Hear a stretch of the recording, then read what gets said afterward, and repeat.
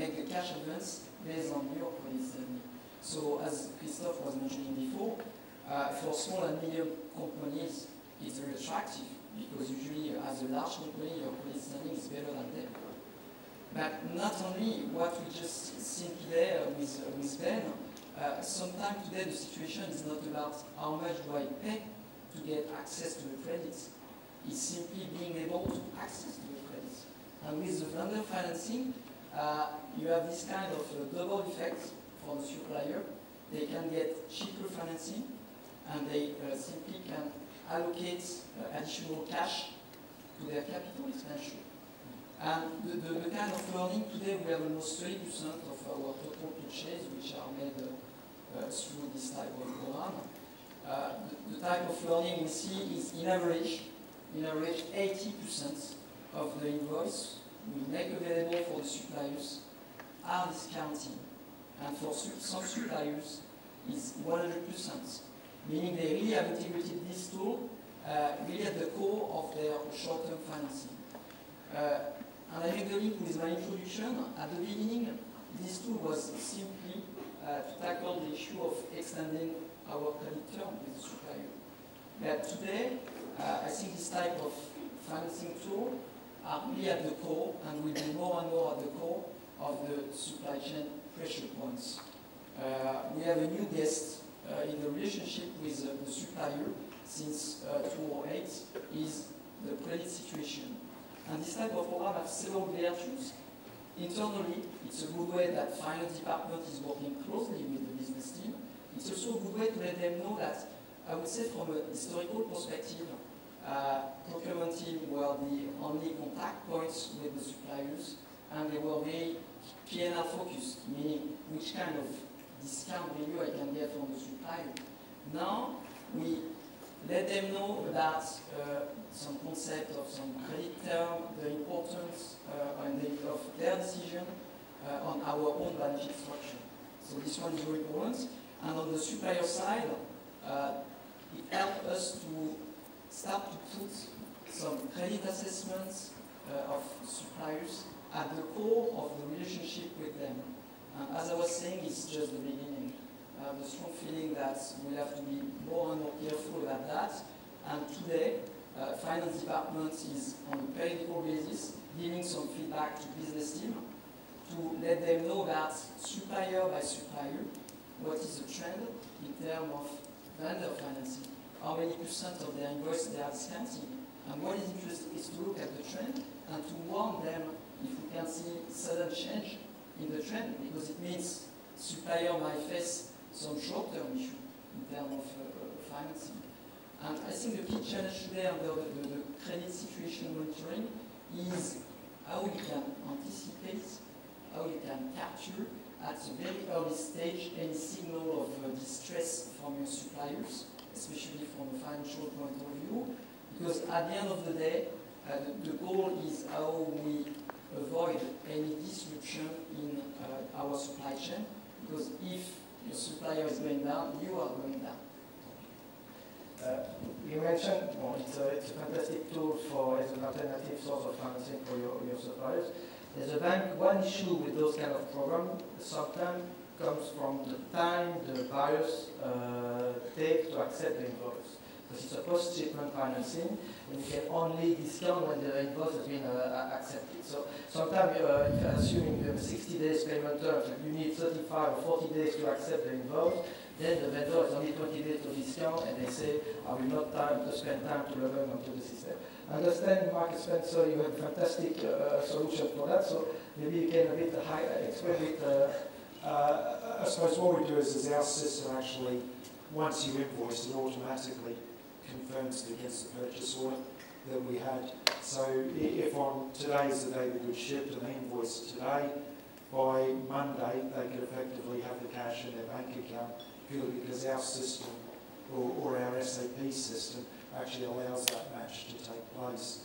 It does mean we do have a retention, a bit like SAP, that you do sort of withhold a small portion of that. It depends on the supplier and some of their history with you, whether it be you've looked for compensation charges because of past quality issues, or they've late shipped and you're looking to get some compensation back, that we do withhold a small amount, so they do have access to funding straight away, but we do offer to pay the balance basically on the normal payment terms. So we do offer a bit of flexibility there, but again, it's similar to Tesco that our suppliers do see the cost of financing as much cheaper. It probably allows us to actually also offer the suppliers something that it's rainy day finance. They don't have to actually use the funding, they don't have to actually discount the invoices unless they want to. So it doesn't cost them anything to set up. With us, they can sign up and then effectively only have access to it when they need to. Tesco, any, I just mentioned that it's a post-shipment financing, so I know one big issue for suppliers is sometimes the pre-shipment and the how to finance the production after the POs and before the invoice. So maybe you want to add some words on few words on your experience on the vendor financing, and then explain a bit the experience you have on the pre-shipment financing. This is quite innovative, I think. So bank, we've been struggling to find solution for that. It seems that some solutions exist. So in person, we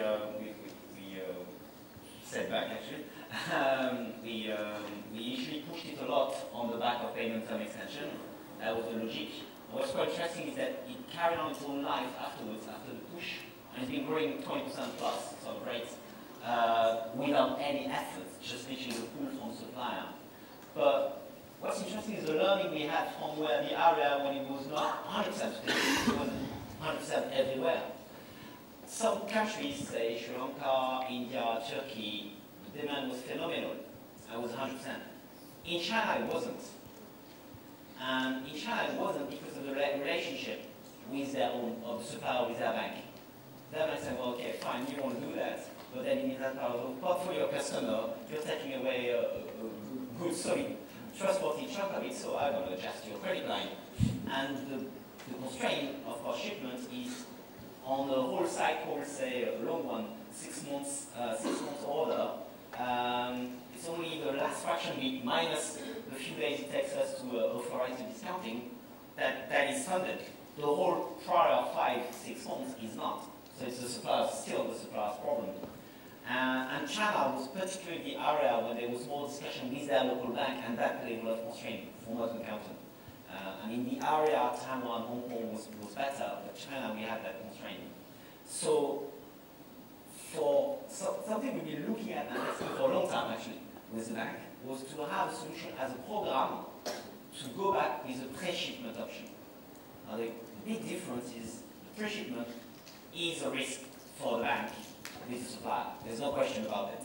So there has to be significant volume of business behind to make that sort of program worthwhile for all parties, and especially the valuation of the risk for the bank. Now, the idea behind for us was, again, going the next step of the leveraging of the intelligence. And here this time is, well, we do a lot of things internally to know our supplier. A lot of things we know about their machines, about what we do, about our own plan with them in terms of volume of business, we know what they are doing, and we actually rate them. And that today we're not using anywhere, that information. And the whole idea is linking a pre and post together, which we're doing with another bank, as a specific program, the two combined.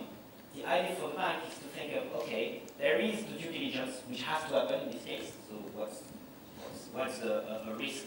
With the classic standard finance banking, look at it. But then beyond that, I know two things. I know one, that order is going to become an invoice, and there are statistics behind that, purchase order amendments, purchase order cancellation, but I have that statistics. Second, I have that intelligence from Tesco, which I can leverage. So what do they tell me? They tell me they rate that particular suppliers gold, strategic, we plan 50% growth, and it's meant to capture that type of business. Well, if they're banging so much money on that, chances are there is something behind. Now, that we are literally starting now, that is your project, and we have big ambition behind, because for us it's about moving from the post part to the whole cycle. And then if you have the whole cycle, then you've literally become part of the funding cycle of the entire supplier as like a credit line. So your importance as a customer, and in the last couple of years, we realized that the supplier-customer relationship can go both ways. It can be capacity, it can be Market Spencer happy to pay more. So we have to propose an option to suppliers as well, so they want to trade with us. And that for us is a way we can think, we can solidify the relationship. I will be a bit provocative with do you really believe is the role of the buyers to go that deep into the support of the suppliers? I understand post-shipment make a lot of sense. You enjoy the 60 days, 90 days payment term. But to finance the production, is it really the role? Because it takes a lot of time for you. You will share a lot of information with the bank, etc.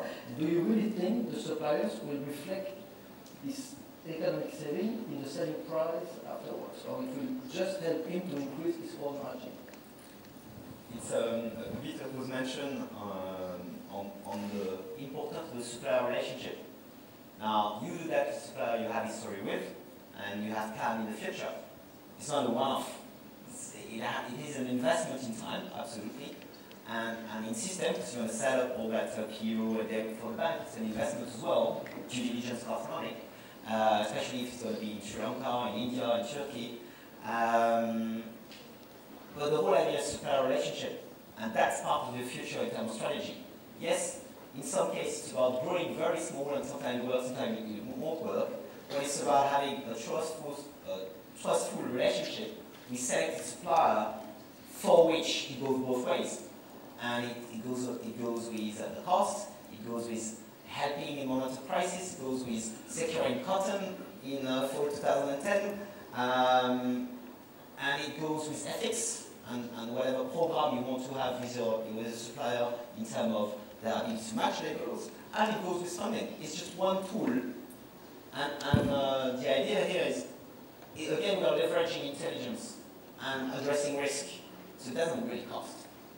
So for the post shipments, the reality is we used to be chased at due dates. Now we're being chased after 5 days, which is, come on. They'll get time to have all the documents to approve the invoice. But that's it. It's not really much more work. So that's the idea. I'm saying for the onboarding now, okay, it's a push, but it's a one-off. This is, I think we covered a lot of topics, so we are now moving to your turn to work a bit before the cocktail. So if you have any question, the floor is yours. Okay, thanks very much, Bruno. That was very much appreciated. Lots of insights there. Neil, I believe you have a question. Can I ask one? I guess so. Go on, thank you. All right. It's just simple. My sense in listening to your very excellent discussions, Maybe you changed this. maybe it is one of us. My sense in listening to the very interesting discussions is that you're building targeted very high, large-scale sourcing companies.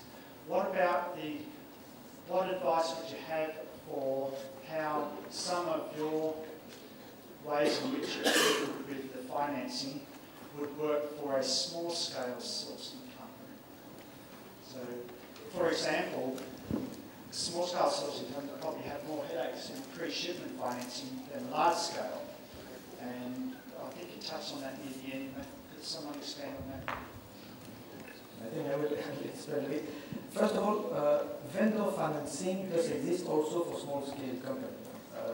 It depends on the volume, but when I see with my bank, we set up a program either on open account or with LC, because after, when the LC is accepted, when the documents are confirmed, you can also discount with the bank which is you.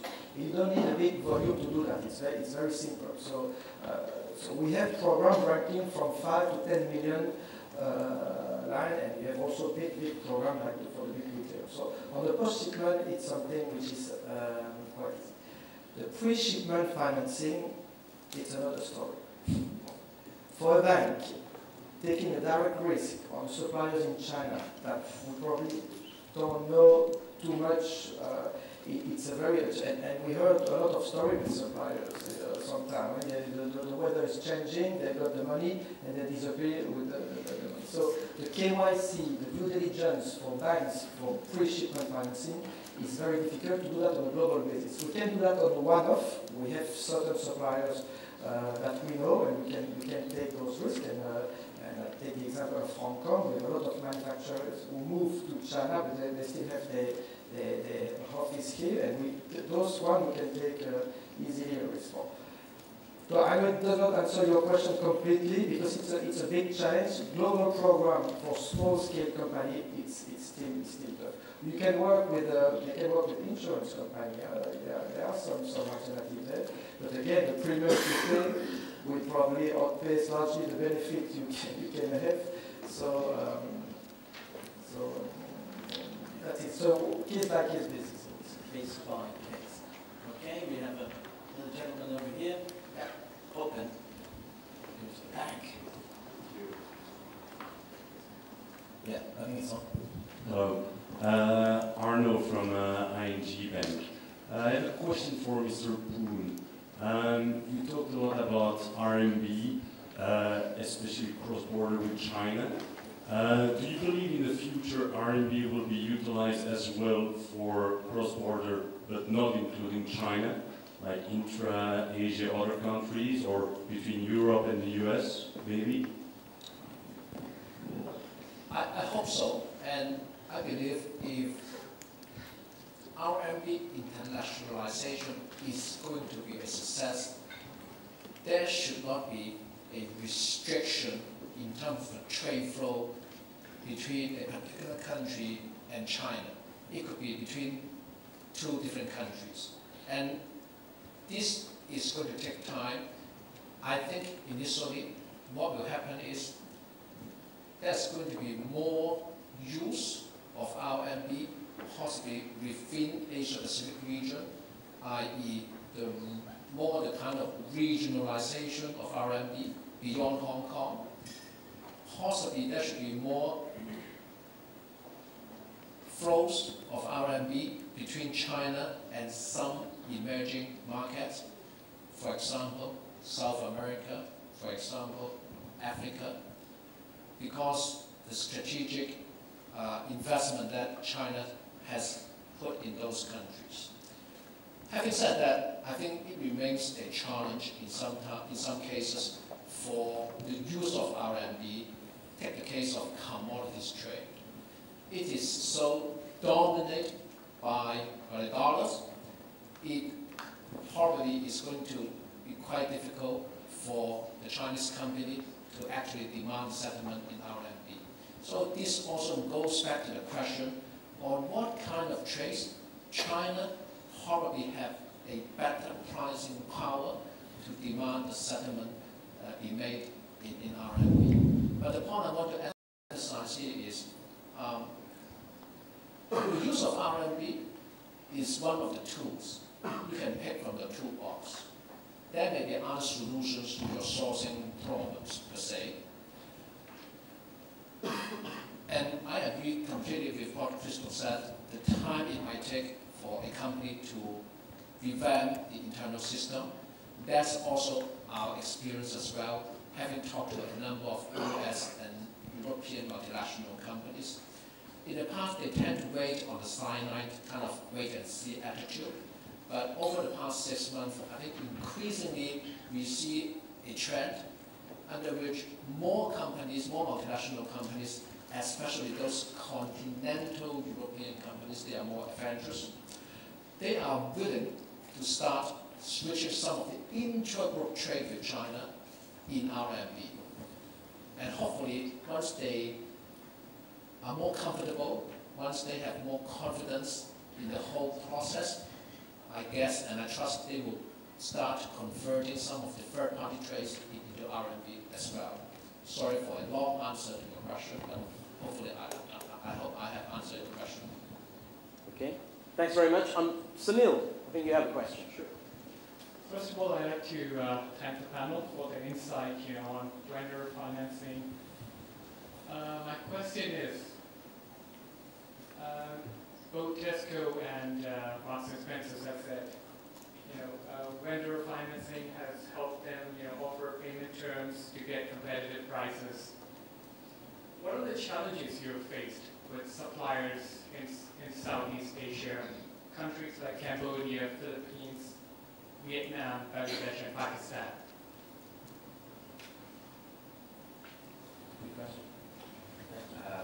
I can answer for specifically for Bangladesh and Pakistan. It's the banking regulation challenge, and here Bangladesh there is a real challenge. It's about money laundering regulation and the type of documentation which is required, namely bill of lading, which are not modern type of way to handle goods. So in clear terms, means if you buy by the law, strictly speaking, in Bangladesh, your lead time is severely affected and your control of the critical path is affected. So Bangladesh has a genuine documentation challenge. Pakistan, it's more about the transparency of the country. I'm sure all here, we have a very strong expectation in terms of ethics. And Pakistan is a country which is difficult to audit, frankly speaking. So the visibility of what is happening, so we all have challenges in China, double books and so on, but at least we are there. There are a lot of inspection companies, so they are sponsored here. I mean, things are happening. Might be difficult to get the truth, but we can do something. In Pakistan, it's difficult. Cambodia, the third country you mentioned, is different. Cambodia is actually, first of all, very easy to set up business with. We've just done that. And it's got a great duty position. It's 0% everywhere on clothing for the whole of Asia, and they are the only ones.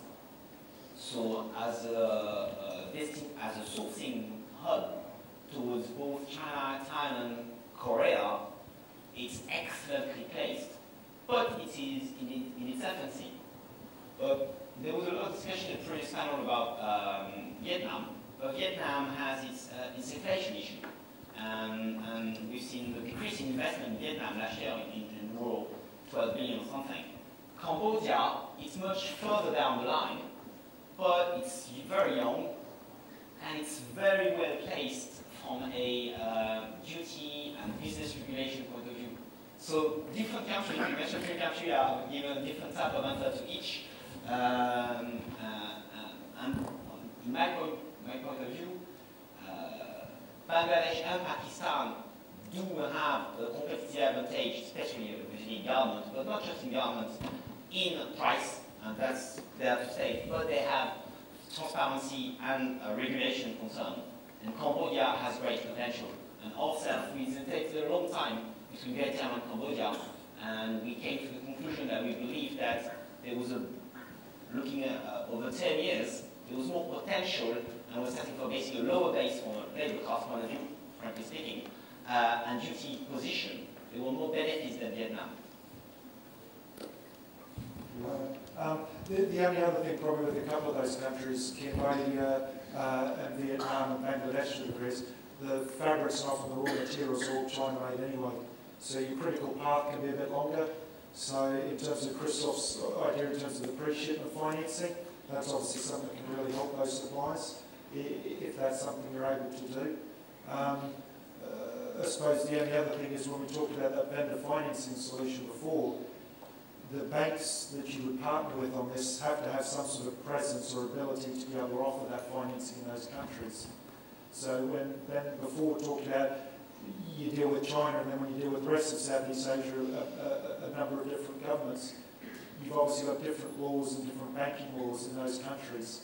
So it's not just one way of doing everything. It will come with the documentation, and it will come with some of the agreements that the banks would actually have with yourself and the banks would actually have with the suppliers on what they can do. So you could probably turn it on in one country straight away, and another country will take more work because you've actually got to go through different hoops and different agreements and different sort of levels to get the same result. Okay, ladies and gentlemen, Bruno, I think we've got to wrap up. So perhaps some final comments from your esteemed panel. One observation though, and again, it's a little bit like that sustainability question, where, you know, if I was very cynical, I'd say supplier collaboration is still not there, but hearing from you gentlemen this afternoon, I am hearing that there are perhaps a few more things that you are doing with your supplier. So, Chris? I suppose the more that you can offer suppliers, from our point of view, the better the relationship can be. That was one of the key things from Christophe. So if you're able to offer the pre-shipment financing, the post-shipment financing, that helps build the relationship just as much as helping them get their factory up to a certain quality, or helping with other things in terms of them getting other customers. I think it's just as important. Final comments? Yeah, maybe a few words to wrap up and a few takeaways. So I think interests are aligned. So we mentioned that on the buyer side you need to improve your working capital. Does this automatically impact the vendors in certain ways? So in any case, the interests are aligned. Solutions exist. So I would suggest talk to your peers, try to exchange ideas what has been done in the market, what are the market practice. A lot of things does exist. Talk also to your banks. We have some solution also to help you for that. And as you mentioned, collaboration with the suppliers. At the end of the day, we all win. Thank you very much, and enjoy the drink, and see you tomorrow. Thank you.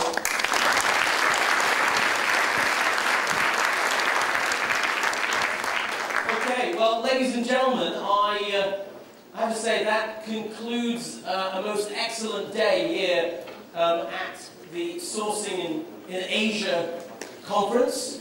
A couple of things before you run away. I really need your help to do a couple of things, so I hope you're not leaving right now.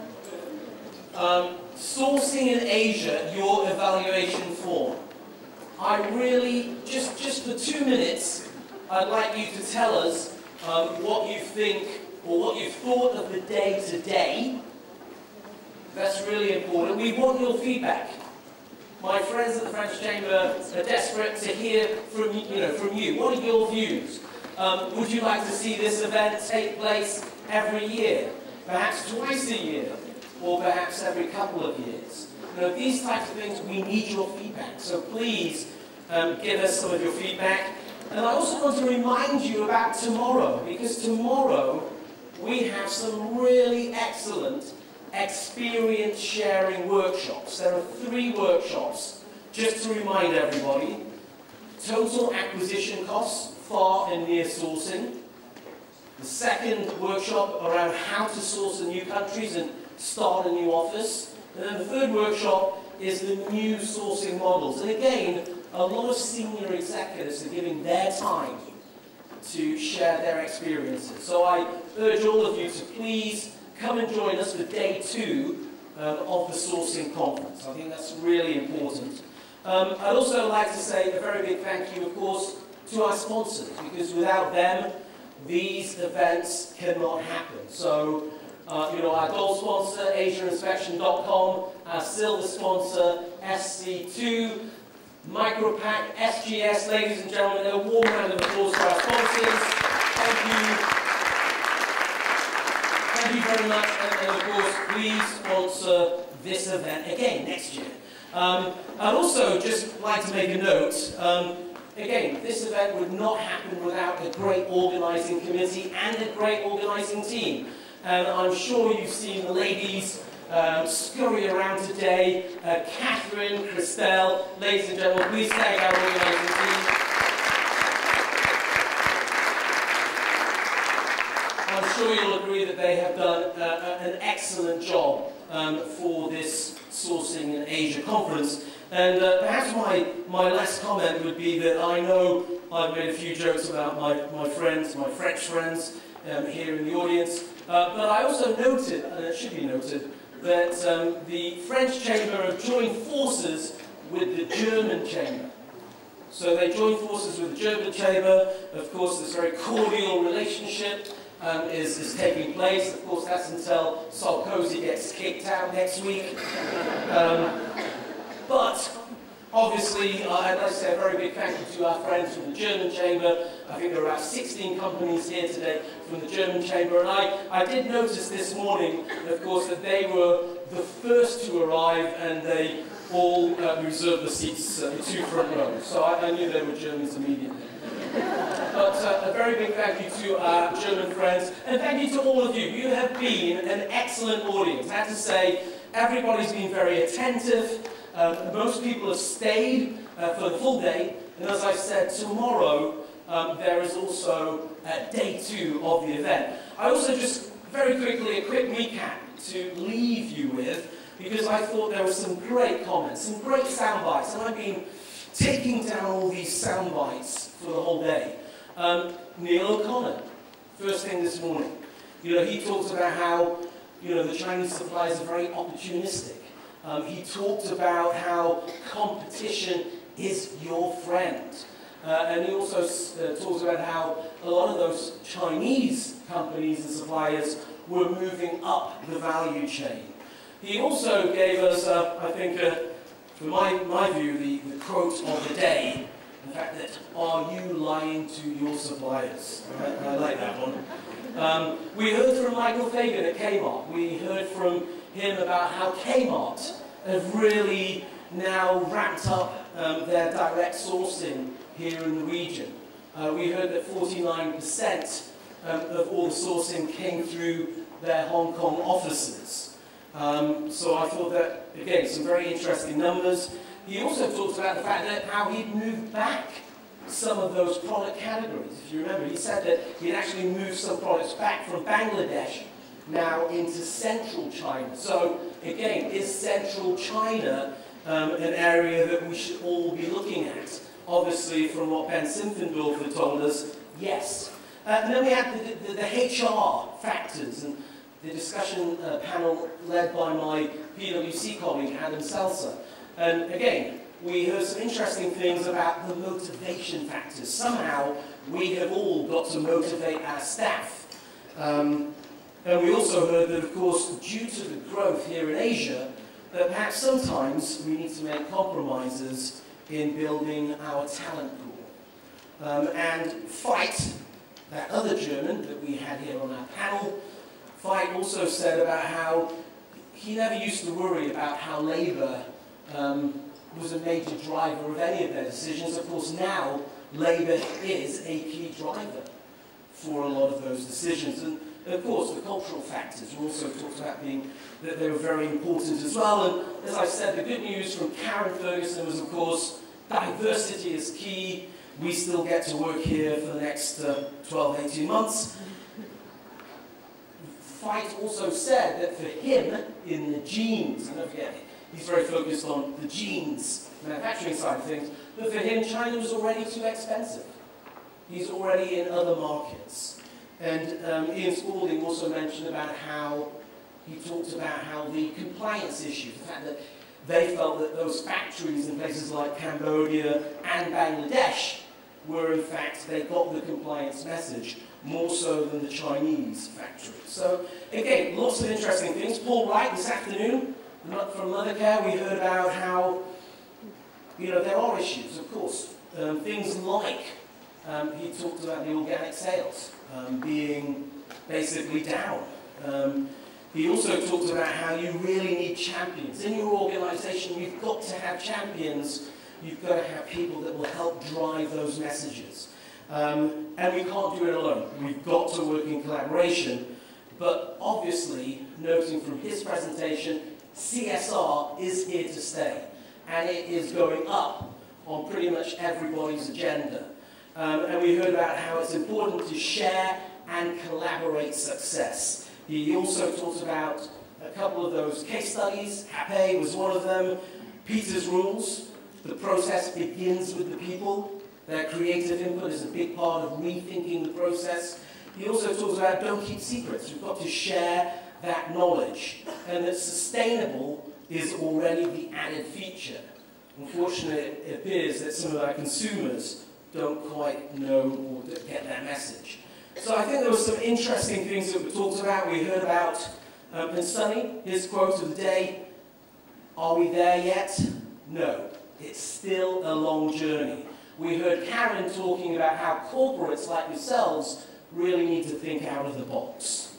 We heard Sarah talk about how nobody wants to pay more for those sustainable products. We also heard about Charles, when Charles talked about the fact that, you know, whatever we decided to do, we did it. Obviously, actions speak louder than words. And then we had my old friend Ben Simpfendorfer. Obviously, lots of views, lots of important things, messaging from Ben. But I think one of the key messages was talking about scale and the fact that, you know, how important is scale. Gave some great examples of Guangdong province versus Vietnam. He also talked about how Asia really now is representing the world's growth engine. And of course, he talked about China's vast interior provinces. He talked about the city clusters, Wuhan as an example. The slow pace of appreciation of the renminbi, which he agreed, and I'm also on the same page there, Ben. And then what else? Our financial best practices panel. We heard the fact that we need to have price transparency. We heard about the fact that you've also got to have good forecasting. If you want to collaborate with your suppliers, you've got to ensure that you've got the right tools to share that data with them. A matter of trust. And we could also see that there were some closer collaborations now taking place with those suppliers. And I think a couple of interesting points, I think that Bruno mentioned as well, again, the importance to monitor the financial health of those suppliers. That was another key takeaway. And again, the fact, I think Christophe said it very well from Tesco about how, you know, linking up more strategically, sharing more intelligence, and his quote of the day, leveraging intelligence and addressing those risks.